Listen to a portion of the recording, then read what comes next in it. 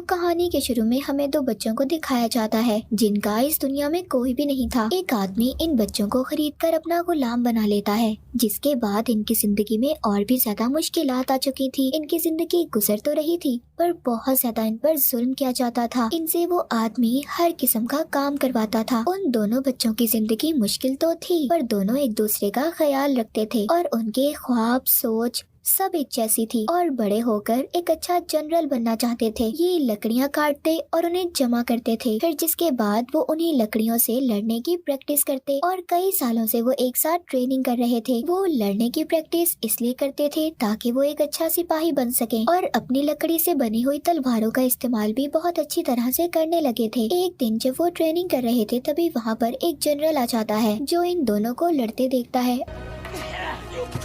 और फिर वो उस आदमी के पास जाता है जिसने इनको खरीदा था। वो कहता है हमारा किंगडम, हमारा राज्य पूरे मुल्क से अच्छे अच्छे सिपाही ढूंढ रहे हैं और मैं चाहता हूँ जो अभी मैंने लड़ते हुए दो लड़कों को देखा उनमें से एक को अपने साथ ले जाना चाहता हूँ ताकि वो साथ जाकर एक अच्छी ट्रेनिंग ले, हमारे अच्छे और बेहतरीन सिपाहियों में शामिल हो जाए। मगर ये बात सिर्फ एक ही के लिए थी। यहाँ पर जिसका नाम ली था वो बहुत खुश होता है और अपने दोस्त से कहता है कि तुम्हारे पास मौका है अपनी फाइटिंग स्किल्स, लड़ाई की महारत दिखाने का। तुम जाओ, इनके साथ मैं बहुत खुश हूँ। चलो, हम में से एक का ख्वाब तो पूरा होने जा रहा है। फिर उसी रात ये लोग आखिरी बार लड़ते हैं क्योंकि सुबह को ये लोग अलग होने वाले थे। ली अपने दोस्त से कहता है कि मैं ट्रेनिंग करूंगा और कोशिश करूंगा कि एक अच्छा फाइटर बनकर तुम तक पहुँच सकूँ, जिससे मेरा भी सपना पूरा हो जाएगा। ली अपने दोस्त के जाने के बाद बहुत ज्यादा मेहनत करता है। वो अब पहाड़ों में भी जाकर अपनी ट्रेनिंग करता है और देखते ही देखते लड़ने में इतना माहिर हो जाता है कि वो अपनी लकड़ी की तलवार से पत्थर को भी तोड़ सकता था।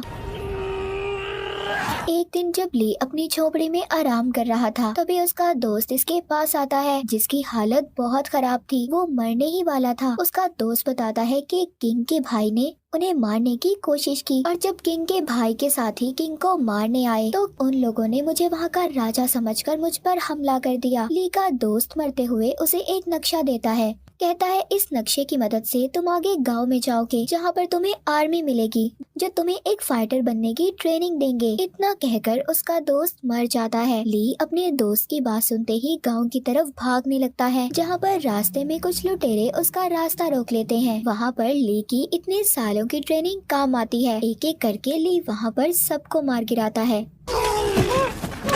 और अपना सफर दोबारा से शुरू करता है और आखिरकार उस गांव में पहुंच जाता है जहां का पता उसके दोस्त ने दिया था, जहां पर उसको एक झोपड़ी मिलती है जिसमें किंग को देखता है जो बिल्कुल ली के दोस्त की शक्ल के थे। ये किंग को देखकर हैरान हो जाता है। अब यहाँ पर किंग उसको बताते हैं तुम्हारे दोस्त को मेरे जनरल इसलिए खरीद कर लाए थे क्योंकि किंग और उसके दोस्त की शक्ल बिल्कुल एक जैसी थी और मेरे जनरल उन लोगों को धोखे में रखना चाहते थे जो मेरे खिलाफ मुझे मारने का प्लान बना रहे थे और इसीलिए मेरे जनरल ने तुम्हारे दोस्त को खरीदा ताकि वो वहाँ पर लोगों को धोखे में रख सके। उधर दूसरी तरफ वो ही लोग किंग के भाई के साथी ली के दोस्त को ढूंढते हुए उस आदमी के पास पहुंच जाते हैं जिसने ली और उसके दोस्त को बचपन में खरीद कर अपना गुलाम बनाया था। इन्हें भी ये बात पता चल चुकी थी कि जिसको इन्होंने मारा था वो किंग नहीं बल्कि उसका हमशक्ल था। उधर ली को इस बात पर गुस्सा आ रहा था कि किंग ने खुद को बचाने के लिए उसके दोस्त को कुर्बान कर दिया। तभी इनकी बात के दौरान वो कातिल आ जाता है जिसने ली के दोस्त को किंग समझकर मारा था और दोबारा से किंग को मारने की कोशिश करता है।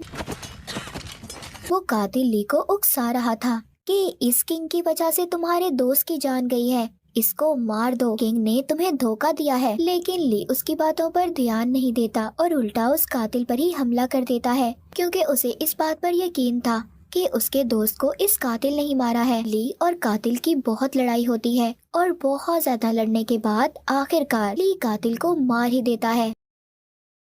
फिर किंग के पास जाता है मगर ली को अभी भी उस पर भी गुस्सा था क्योंकि वो ये समझता था कि उसके दोस्त की असल वजह ये किंग ही है। इसी किंग की वजह से उसके दोस्त की जान गई। पर किंग उसको कहते हैं तुम्हारे दोस्त ने जो खुद की कुर्बानी दी वो पूरे किंगडम, पूरे राज्य के लिए था। किंग बताते हैं कि मेरा जिंदा रहना जरूरी था क्योंकि मैं चाहता था कि मेरे किंगडम, मेरे राज्य की ताकत मेरे पास ही रहे, मेरे भाई के पास न जाए जो बहुत बुरा और जालिम इंसान है। और अगर ऐसा होता तो पूरा किंगडम तबाह हो जाता। किंग ली से कहते हैं कि एक अच्छी आर्मी को बनाने में क्या तुम मेरी मदद करोगे ताकि मैं अपने भाई को मार सकूं और तुम्हारे दोस्त की मौत का बदला भी ले सकूं। दूसरी तरफ हमें किंग के भाई को दिखाया जाता है जिसको बहुत गुस्सा आ रहा था और इसी वजह से वो बहुत ज्यादा परेशान था। वो अपने लोगों को ये हुक्म देता है कि किंग यानी कि उसके भाई को मारने के लिए और ज्यादा आर्मी को भेजें। उधर किंग जब ली के साथ जंगल में थे तभी उन पर एक आदमी जहरीली सुइयों से हमला कर देता है, मगर ली भी उस आदमी पर हमला करता है, उससे बहुत लड़ता है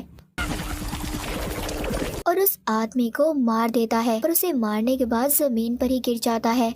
ली बेहोश हो गया था क्योंकि एक जहरीली सुई उसे भी लग गई थी, पर उसकी खुशकिस्मती ये थी कि किंग उसको बचा लेते हैं और उसकी उस वक्त तक देखभाल करते हैं जब तक वो ठीक नहीं हो जाता। एक दिन बहुत सारी आर्मी इनके पास आती है जिन्हें दोनों देखकर डर जाते हैं, पर बाद में इन्हें पता चलता है कि ये तो उसी जनरल के सिपाही थे जिसने ली के दोस्त को खरीदा था। वो किंग का खास आदमी था और अपनी वफादारी की अभी भी कसम खाता है कि उसने किंग से कोई गद्दारी नहीं की। और फिर वो किंग से ये वादा करता है कि वो उन्हें उनका रॉयल थ्रोन, उनका कीमती पत्थर उन्हें वापस दिलवाने में उनकी मदद करेगा। उधर किंग का भाई जो अभी तक किंग को मारने में कामयाब तो नहीं हो सका था, पर फिर भी वो अपनी सारी आर्मी के सामने ये ऐलान कर देता है कि वो अब पूरे किंगडम का राजा है, इसीलिए वो किंग को भी मारना चाहता था। दूसरी तरफ किंग बहुत दुखी थे क्योंकि उनकी आर्मी उनके भाई की आर्मी से बहुत कम थी, इसी तरह वो उनका मुकाबला नहीं कर पाते। अब किंग का जनरल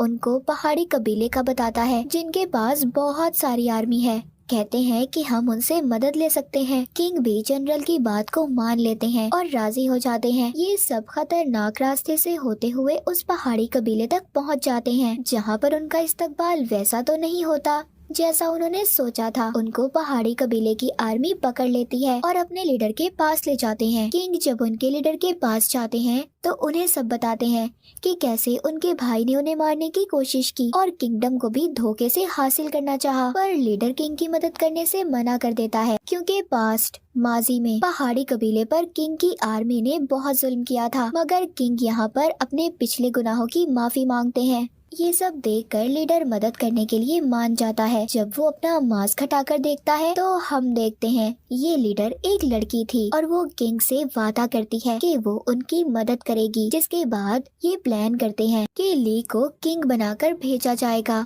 और किंग खुद पहाड़ी कबीले की आर्मी में मास्क पहनकर शामिल हो जाते हैं। फिर जब वो किंग के भाई के महल में पहुंचते हैं, वहां पर पहाड़ी कबीले की लीडर उसके कमांडर से कहती है कि वो और उसकी आर्मी यहाँ पर उनकी रॉयल आर्मी में शामिल होना चाहते हैं जो किंग के भाई की आर्मी थी। किंग के भाई का कमांडर बहुत खुश होता है और फिर सबको अपने किंगडम में आने की इजाजत दे देता है, जिससे अब सब किंग के भाई के महल में आ जाते हैं। जिसके बाद वो अचानक से वहाँ की आर्मी पर हमला कर देते हैं।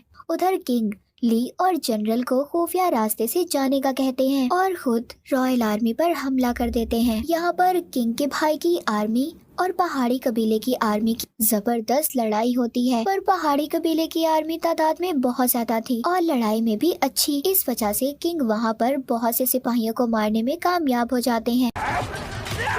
दूसरी तरफ ली जब खुफिया रास्ते से जा रहा था तभी उसे रास्ते में एक बहुत बड़े मॉन्स्टर का सामना करना पड़ता है, पर ली उस मॉन्स्टर को अपनी तलवार से मार देता है और फिर अपने सिपाहियों को लेकर रॉयल महल में दाखिल हो जाता है, जहाँ पर किंग का भाई बड़े आराम से अपने तख्त पर बैठा था। तभी वो यहाँ पर अपने एक साथी को बुलाता है जो बहुत ताकतवर था और ली से उसका मुकाबला करने का कहता है, पर ली भी बिना डरे उसकी बात को मान लेता है। दोनों में बहुत अच्छी तलवारबाजी होती है क्योंकि लड़ने में तो दोनों ही माहिर थे। वो एक दूसरे पर बार बार हमला कर रहे थे क्योंकि दोनों की लड़ने की ताकत एक जैसी थी और आखिर में ली उस किंग के भाई के साथी को मार ही देता है। किंग का भाई जो अपने साथी को मरता देखता है, जो बहुत बहादुर था, उसकी मौत के बाद अब इसको भी डर लगने लगा था। वो महल से भागने की कोशिश कर रहा था, पर गेट पर उसको पहाड़ी कबीले की आर्मी घेर लेती है। अब किंग को अपने भाई को हराने में ज्यादा देर नहीं लगती। किंग अपने भाई को पहले ही वार में हरा देता है। तभी वहाँ पर जनरल आ जाते हैं जो कि इनके पड़ोस किंगडम के ताकतवर जनरल थे। वो आकर किंग से पूछता है